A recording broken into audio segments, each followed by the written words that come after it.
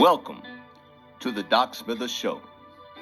I am Doc Smither, your host, coming to you from the River City, Richmond, Virginia, where the arrival of the first group of enslaved Africans in the first permanent English settlement of Jamestown, Virginia, took place.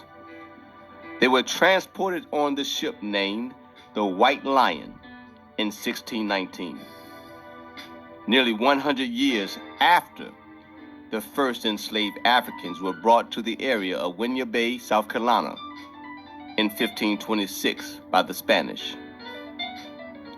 Virginia, the place where the Civil War ended, on April 9th, 1865, when the Confederate General Robert E. Lee surrendered to the Union General Grant at the Battle of Appomattox Courthouse.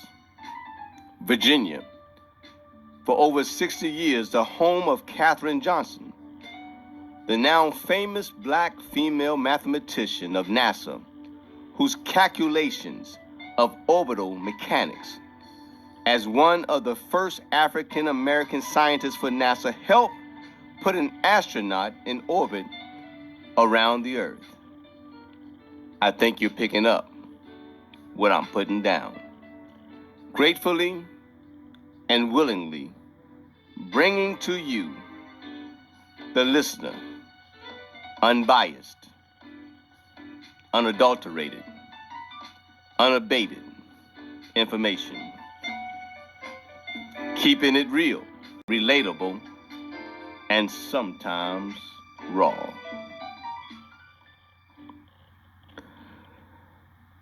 Hello, podcast listeners.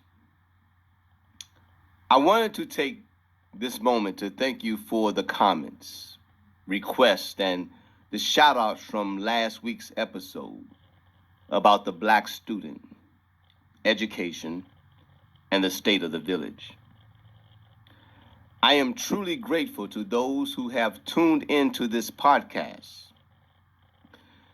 If you would like to contact me, you can reach me at ateim3SMITHER@gmail.com. That's ateim3SMITHER@gmail.com. Since this is Black History Month, I thought it would be a great time to share some gems and some nuggets of important events and important people in Black history. It seems to me that when Black History Month comes around, the schools or the media tend to highlight most of the same icons or the same safe history, if you will. And if you can imagine, I just used air quotes for the words safe history. There is so much information that has been suppressed or hidden about the history of Africans in America and the Africans on the continent of Africa and the Africans of the diaspora around the world. And usually, not all the time, but usually, when you hear about Black history, we tend to hear the negative parts. We hear the struggles and the horrors of slavery. We hear the mistreatment and the evils that was done against Black people during the Civil Rights Movement. We hear about the top 5 people year after year. The Reverend Dr. Martin Luther King Jr., Rosa Parks, George Washington Carver, Frederick Douglass, and Harriet Tubman. And oftentimes, Black History Month is overshadowed with lessons or with footage and coverage in schools across the media about the two famous presidents of the United States, Abraham Lincoln, a politician who was more about preserving the Union than freeing enslaved Africans, and George Washington, who owned over 500 enslaved Africans over his lifetime. Don't get me wrong. I think it's important we know about the black icons given to us to highlight during Black History Month. And our children should definitely know about them. I think it's necessary to always remember that they stood for freedom. They stood for liberation. We should always remember what they fought against and the sacrifices that they made. But Black History Month is more than those. The contributions, the inventions, the milestones, the influences of Black people thousands upon thousands of years ago until now. The landmarks and amazing things Black people have done in the recent past and what they are doing right now should be talked about. Those things should be shared. Those things should be highlighted. Black History Month is sometimes bittersweet for me. Yes, I get excited about the possibilities of sharing Black history and hearing about more information on Black history. But it often pains me to hear from people, especially children, describing what they know, the struggles of slavery, and seeing Black people or even their own Blackness as less than. I have a hard time with that. And I believe that overall we need to do better. I am an advocate for Black history every day, every week, every month, every year. I do not need permission or allowances from anyone to share the amazing stories and accomplishments of Black people throughout history. I don't need a law to be passed or the President of the United States to sign off on a bill to give us the approval to celebrate or recognize Black history. Yet, when Black History Month comes around, we should not have the attitude that it's only once a month, or rather once a year. We should not have the attitude that it's the shortest month of the year, or that it's only the time of the year that we as Black people and most non-Black people take notice or have any concern at all. I saw a video clip the other day, and a white woman was speaking to a large audience of white people. And the speaker said to the all-white audience, "Stand up if you would trade places with a Black person, or if you would want to experience what a Black person experiences every day." As you can imagine, no one stood up. The elderly white woman repeated the request, "Stand up if you would trade places with a Black person, or if you would want to experience what a Black person experiences every day." Again, no one stood up. That image was profound to me. Now, I must admit, when I first heard the speaker say what she said, my defense mechanism went into readiness. But as I heard her say it again, I understood what she was asking and the point she was making. But I am going to leave it alone for now, to let it simmer in your spirit for a moment. Earlier this week, a young boy approached me with a picture of the ancient Egyptian sun god, or the Kemetic sun god Ra, R-A, Ra.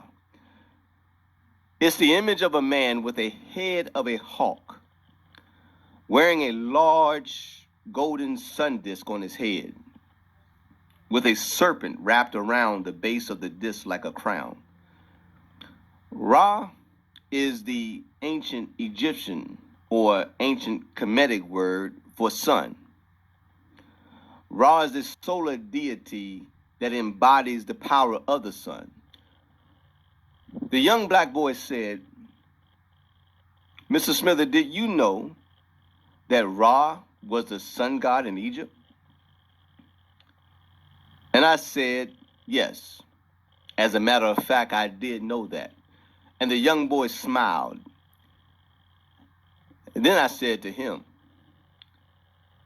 "Did you know that Ra is an African god?" And the boy looked at me kind of funny. He squinched up his face, then he rolled his eyes a little bit and said, Ra was a god in Egypt. And then I explained to him, yes, you are correct. And Egypt is in Africa. The young boy's face lit up and he started smiling. Then I went on to share with him a few more things about Africa and some of Black history in America. So to those listening to this podcast, did you know that this year, 2022, is the 204th year marking the birth of Frederick Douglass? Frederick Douglass was the first enslaved African to escape slavery and write his own autobiography. He gave details about his life as an enslaved black man. He gave details about his master and his escape. Frederick Douglass was self-taught, and he has become the most recognizable and probably the most popular, distinguished, and notable freedom fighter. He earned his freedom by beating down the slave master. The irony is that Frederick Douglass was sent to this particular well-known slave master on the eastern shore of Maryland to be broken. Did you know that in 1864, Rebecca Lee Crumpler, born Rebecca Davis, became the first black woman to become a doctor of medicine, born free? Rebecca Lee Crumpler received her MD from New England Female Medical College. After the Civil War, she moved to Richmond, Virginia, and worked for the Freedmen's Bureau and provided medical care for freed slaves. Did you know Allen Allensworth was born a slave in 1842 in Kentucky?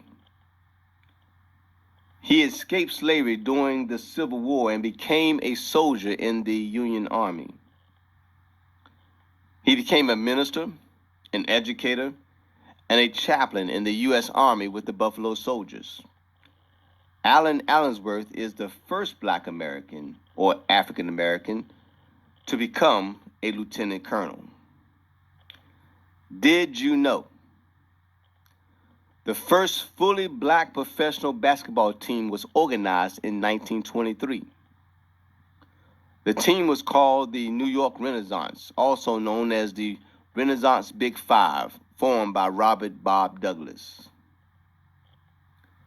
Did you know the inventor of the laser cataract surgery called the laser phaco probe was a black woman named Dr. Patricia Era Bath in 1981?